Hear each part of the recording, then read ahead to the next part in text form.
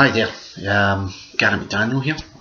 My new racing vlog, CopaLoadofRacing, will be coming your way in February.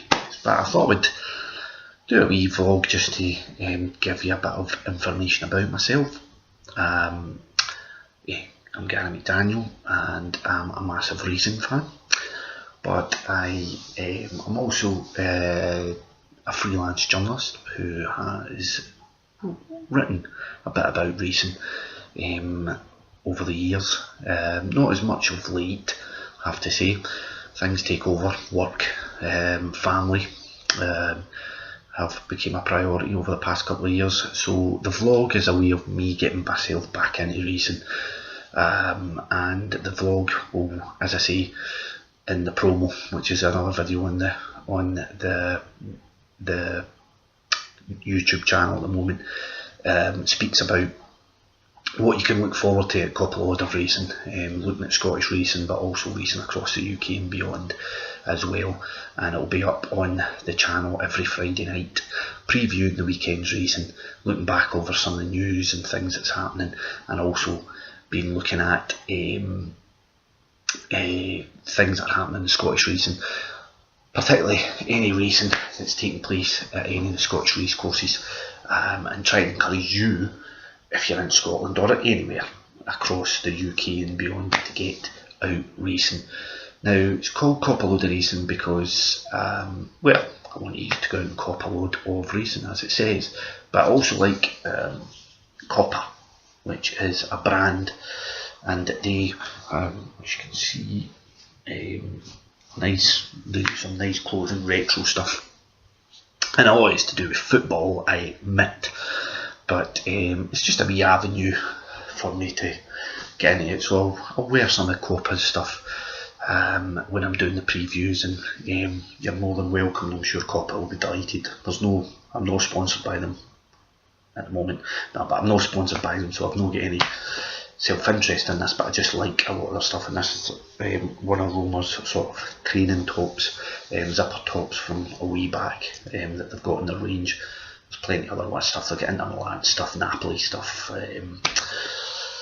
stuff to do with Aberdeen, Dunfermline Athletic, they've got some retro stuff for them, they've got loads of stuff, Copa Football, look them up, they're well worth a visit, but that's kind of where I've got the name from, and it's kind of gave it a wee theme to it. Background about myself, getting into racing and getting into journalism. As a kid, I loved racing, absolutely adored it, as most folk get into racing through the Grand National, and that certainly was my entry into the world of horse racing. I'm trying to remember what it was about it.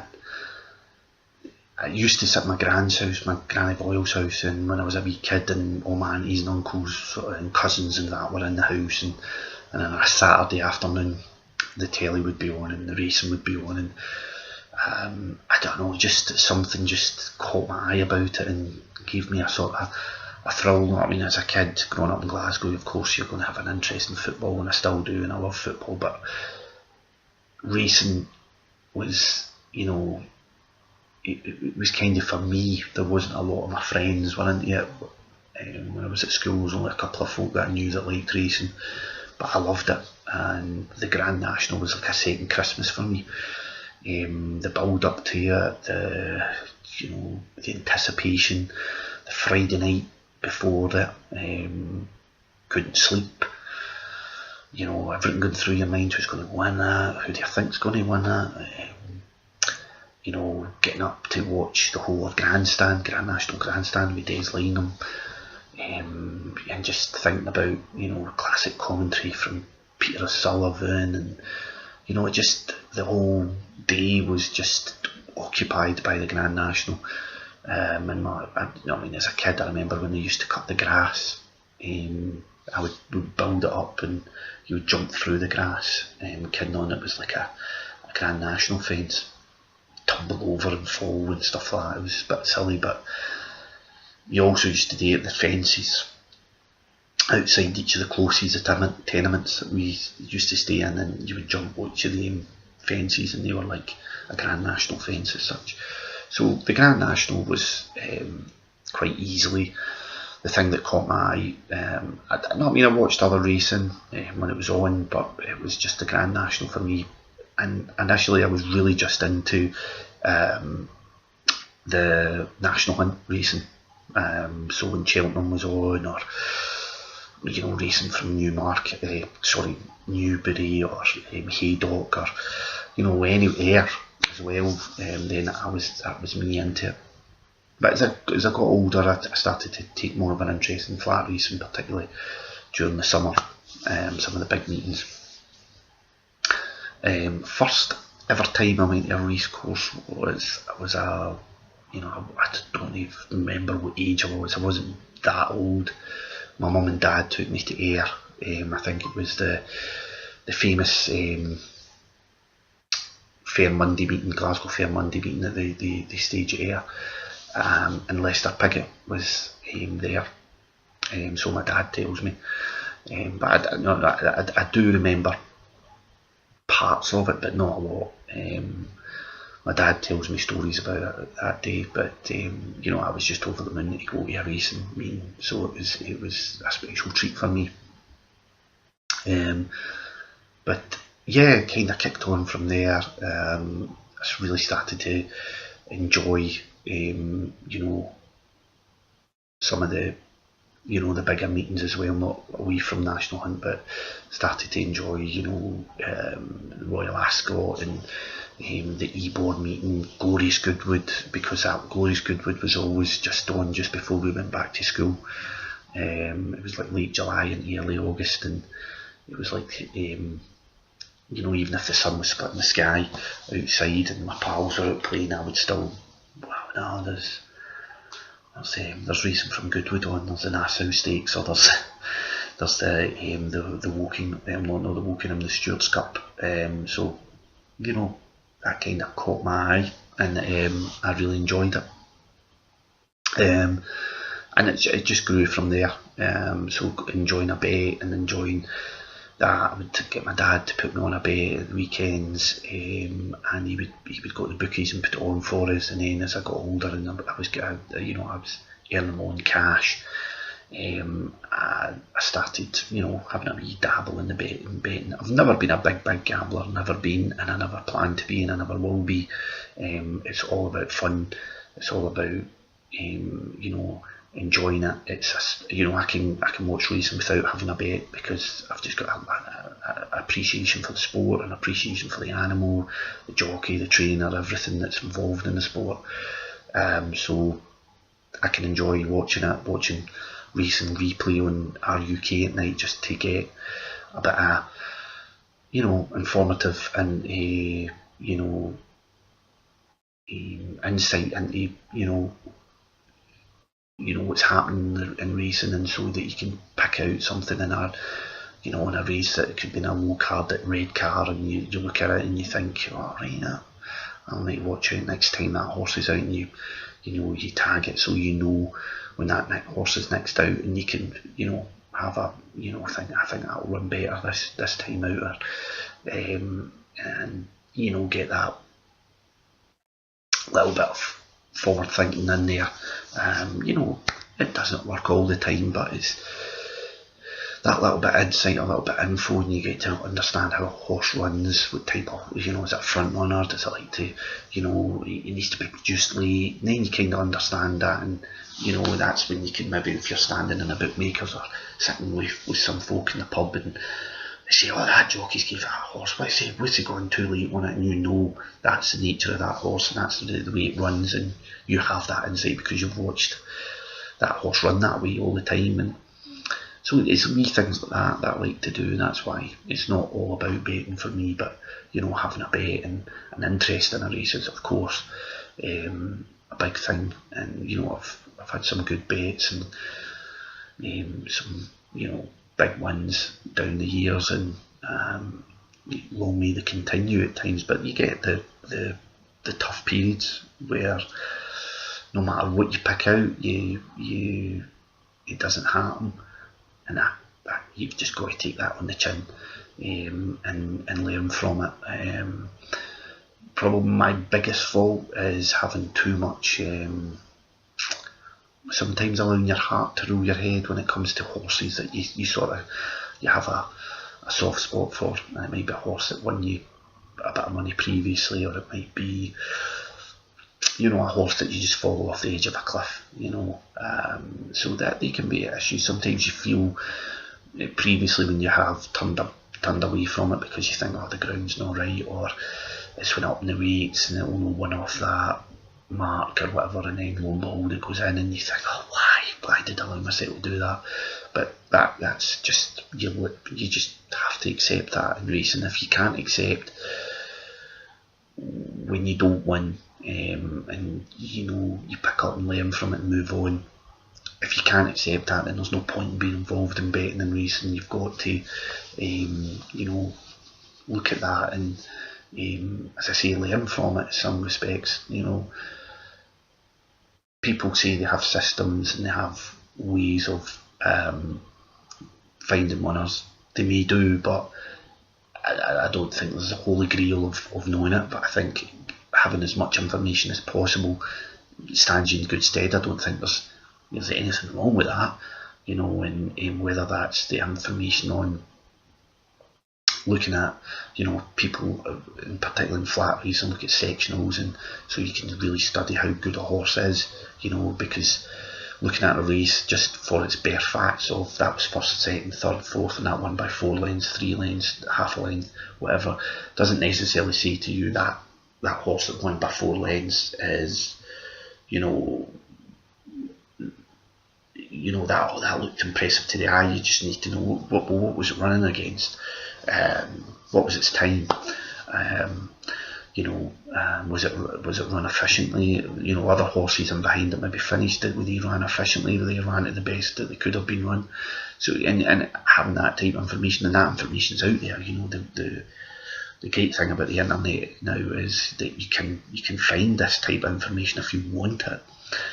There's people that don't want it. There's people that might follow my vlog that just want to hear my opinion and want to hear what I think will win a race and might follow that. And there's people that just like to follow tips because they like to have a bet, but they don't want to spend all week or all day looking at the race card and studying it. I like that. I will, if somebody gives me a tip, I'll listen to it. But if I have my own opinion in the race, then I'm more likely to go with that, because that's the effort I've put into it to understand the race, you know. So yeah, that's my ways about looking at it. Primarily, I love to find value. I'm not very much a favourite backer. I'll back a favourite if what I've come down to in that race I can't see past that horse winning. But I do like getting involved in big handicaps, big sprint handicaps, finding value. There's nothing better than me when you pick out like a 33-1 shot and it storms home, and you're, whoa, you know, that feeling is great, rather than picking a 13-8 favourite. You know, a winner's a winner, but I love to get a bit of value, and I love, you know, working to that theory. But yeah, so as I say, was involved in that. I got involved in the sort of, I went back to college when I was about, you know, about 30, I think it was, and I went back to college to do journalism, and I was at college for about a year and a half, and I could have went on to university, but I thought, you know, having a mortgage and so on, I just wanted to go out and write, and so I did a bit of freelance, got a bit of work experience at some newspapers, got to know some editors out there, sports editors, primarily worked in football, and enjoyed that experience. But then in Scotland there's a lot, you know, it's all Rangers Celtic, but primarily, I always keep saying primarily, didn't I? I just noticed that. But a lot of focus is given to the Old Firm, which is natural because they're the two biggest teams in Scotland in terms of support. But there's a lot of there's just a lot of stuff that you have to contend with. There's so many people out there wanting to write about it, and I just found other ways to try and get a bylines in there, and it would be more focusing on trying to doing interviews with foreign managers, players who maybe had connections with the old firm, and it would give you an angle, you get a story out there, and a preview of a European game, for example. But then I started to really look at racing and trying to dig out stories in racing, and I did some of that for the likes of the Herald, and they also gave me some work, writing up reports from the likes of their Gold Cup, which was great, and it was great to do those things. And I suppose for newspapers at the moment it is quite difficult. Circulation figures aren't the greatest, and a lot of stuff is online now.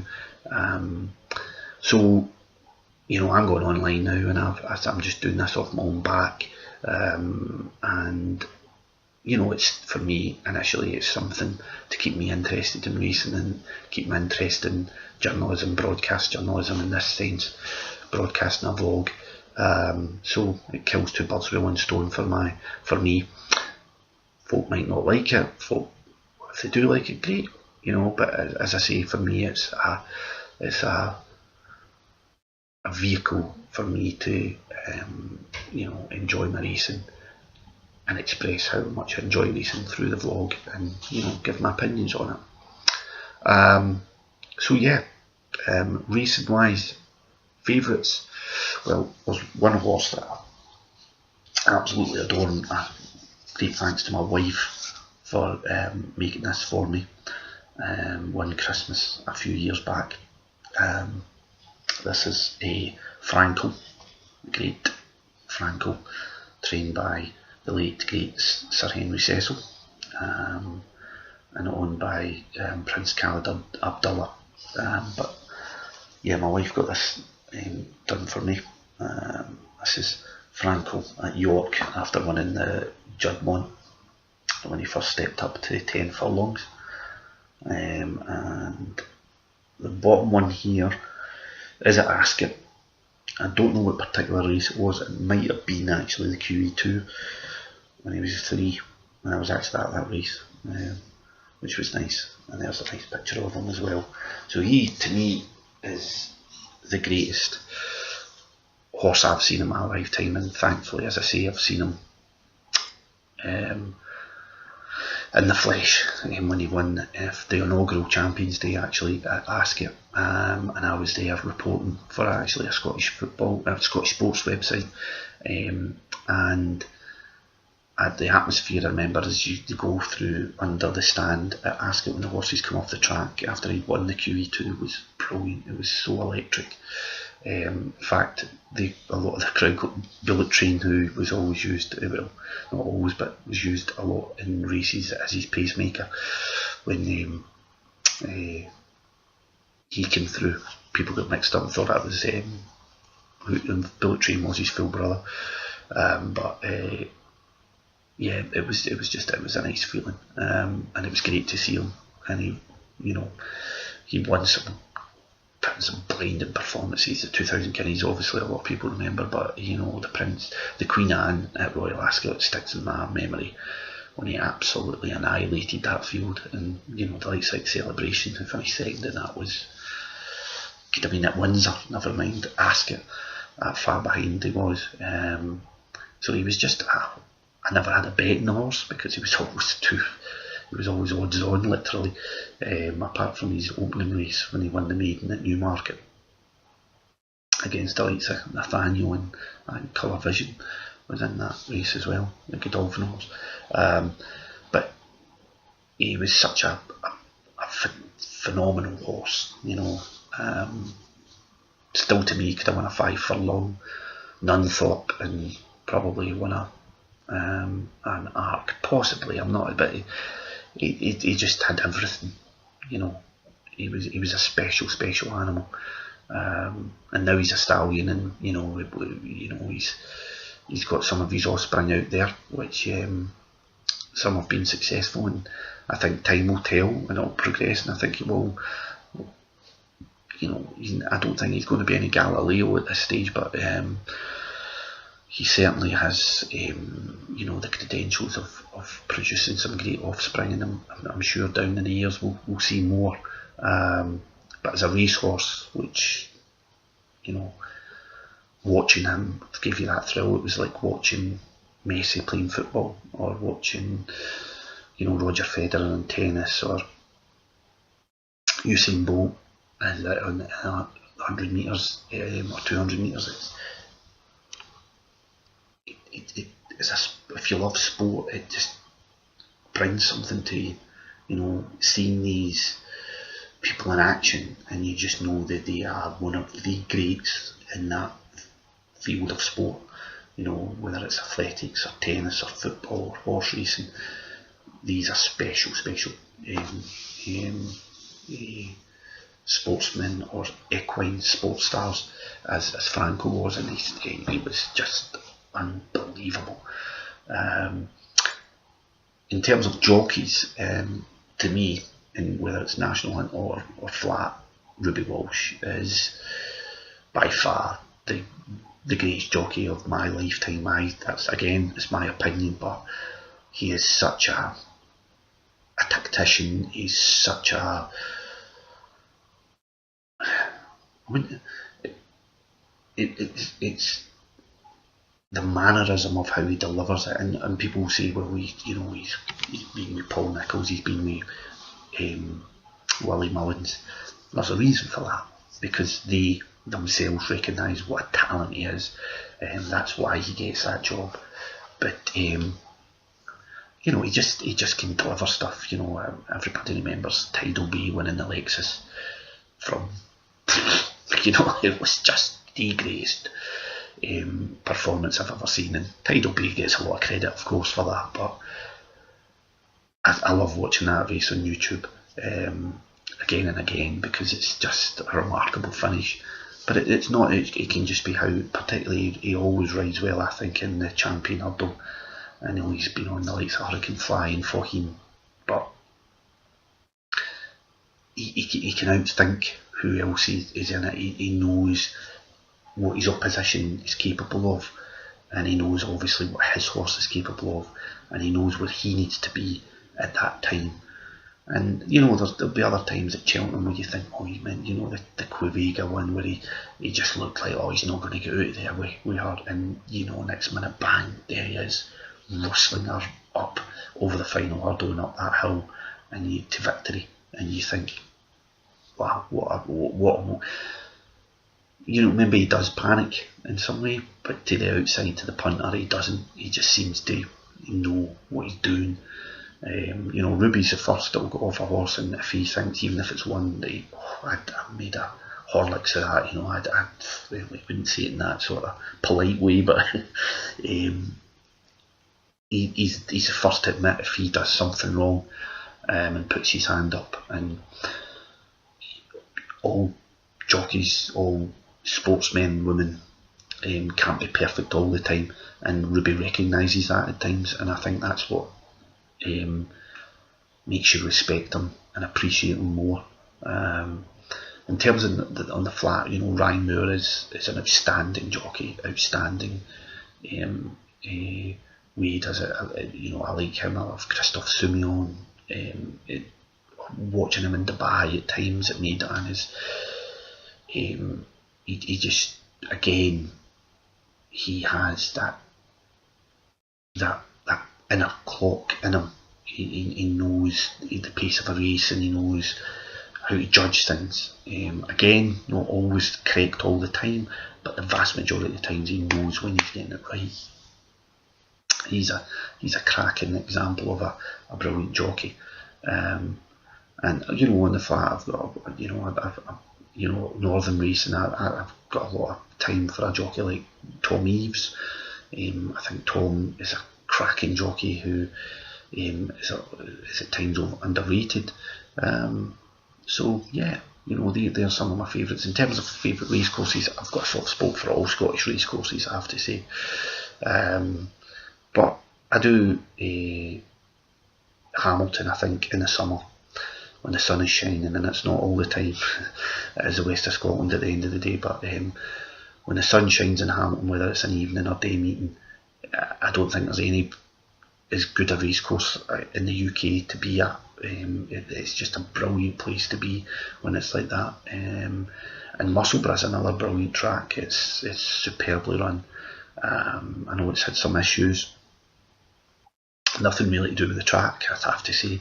I think Bill Farnsworth does a brilliant job there. And any time I've been in touch with Bill about anything, he has always been as helpful as you could ask for from anybody in the racing industry. So I've got a lot of respect for Bill and what he's done at Musselburgh. I just wish some other people in East Lothian Council could have the same appreciation. But yeah, that's a brilliant track. And in terms of outside of Scotland, Ascot is phenomenal when you go and you just look at that big stand, and inside it is like a different world. But York's brilliant. I think York's one of the most spacious and easy to get about tracks there is. So I've enjoyed my visits there. But yeah, I would love to go to more. There's more racecourses across the UK that I want to try and get to in time. But yeah, my job really is to be as enthusiastic about racing as you can. I think there's some people that report on racing that can be a bit down about it. But I like to be positive about it. Of course there's issues, and of course there's things that need to be highlighted and discussed, and through my vlog we'll try and do that. And I'll try and get opinions from other people within racing as well. And I want your opinion as well, because the subscribers and people that view it, it's important to hear your opinion. So yeah,